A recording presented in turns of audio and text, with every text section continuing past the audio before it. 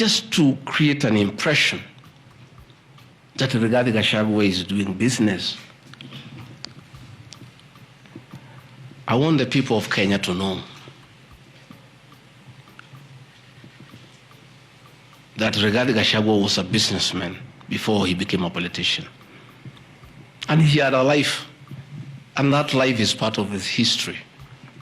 So getting companies that were associated with him 15 years ago, 13 years ago, 10 years ago, and publishing them, it's just being mischievous. My life did not start as deputy president. I left university in 1989 and served the public for 15 years, up to the year 2002. I left for the private sector for another 15 years. In those 15 years, I was a very astute businessman. And luckily for me, maybe of you are not that lucky, it was during the Kibaki era when things were working. The economy was strong, business environment was right, and there was room to make money. And I made money that time. Those are old companies, and they are not trading. And when I became deputy president, a few companies that owned properties, I transferred to my children, and I told them to continue doing business and not to do business with government because I don't want conflict of interest. I want to confirm to the people of Kenya tonight that no company owned by my children has ever done business with the government, and I'm demanding for proof from the Honorable Mutuse or anybody else linking the Rigathi Gachagua family with business deals with the Kenya government. I agreed with my children that they do business with the private sector, do farming, and run the family business that I bequeathed them. These companies are all listed. And just for clarity, because I don't think they are worth a reply, because there's nothing about them. Rigathi Gachagua Foundation. As a member of parliament, I was educating orphans. I was educating children of single mothers. I was educating children of PWDs. And the education needed to continue. And I don't have the benefit of CDF money. So I started a foundation, the Rigathi Gachagua Foundation, to continue doing the work of charity. I have seen my foundation here. The Honorable Mutuse has not said what crime the Deputy President has done by having a foundation that is non-profit making. Hello guys, welcome back to my YouTube channel. Hope you are all doing amazing. So as Kenyans, we have seen a very busy week, and for the first time in Kenyan history we have an impeached deputy president. So hii imekuwa historical not only in Kenya but also in other parts of the world. Ni news zimeweza kwenda sana. Tuliona pale parliament waliweza kumove motion, then wakapitisha motion na in that wakaimpeach Rigathi Gachagua as the deputy president of the Republic of Kenya. Then wakatuma jina yake pale Senate, na tukaona that senators waliweza ku make sure wamemtoa Rigathi Gachagua. But Rigathi Gachagua alikuwa accused over 11 accounts, na then after that wakakuja wakafought on 5 accounts, na ilikuwa that in case upatikane na moja you have already been impeached, na wakapatikana guilty of 5 offenses. Then after that the senators supported the impeachment. Then tukaona the parliament wakatumiwa hiyo jina.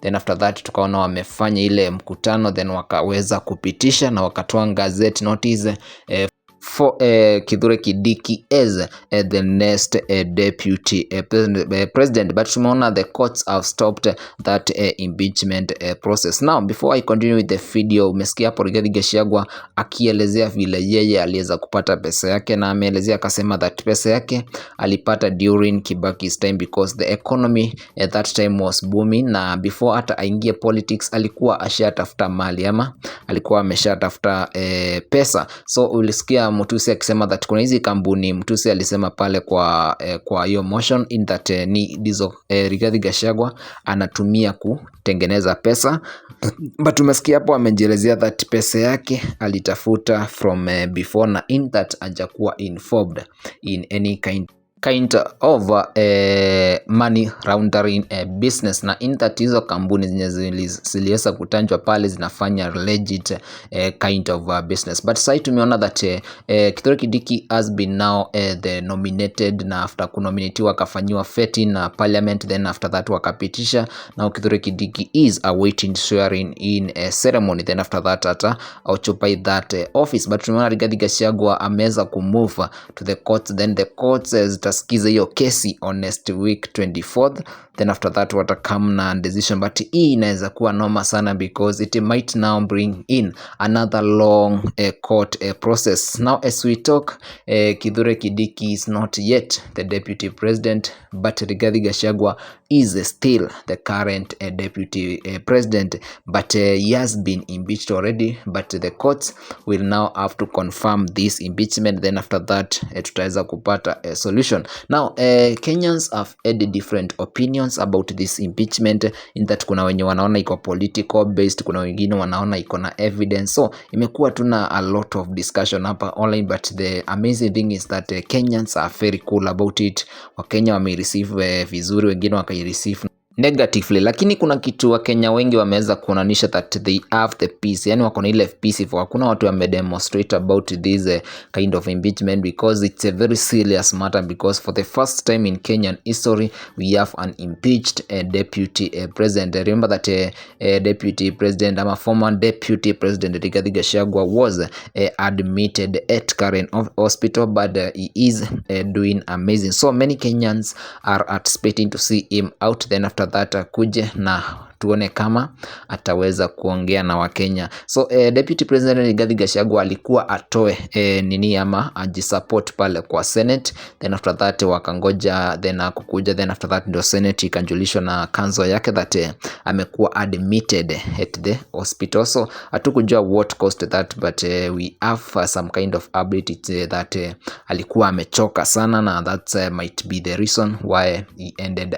up being admitted at the hospital. But as Kenyans, we just want to wish him all the best and a quick recovery to our former deputy president Rigathi Gachagua. So the Mountain region have had different opinions about the picking of Kithure Kindiki, Professor Kithure Kindiki, who is the current cabinet secretary for Idiria, as the new deputy president. Yeah, of which many Kenyans have called Kithure Kindiki to make sure that he serves all Kenyans regardless of the region, regardless of how they voted during the 2022 election. Na watu wengi wameweza kumtumia congratulation messages, and many Kenyans are showing support for Kithure Kindiki as the next deputy president. But this will come after the courts have their opinion about how this impeachment process was conducted.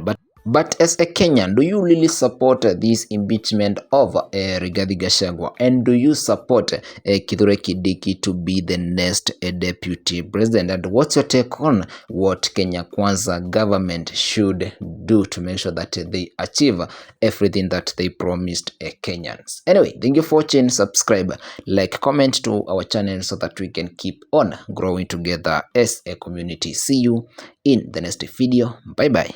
I am out.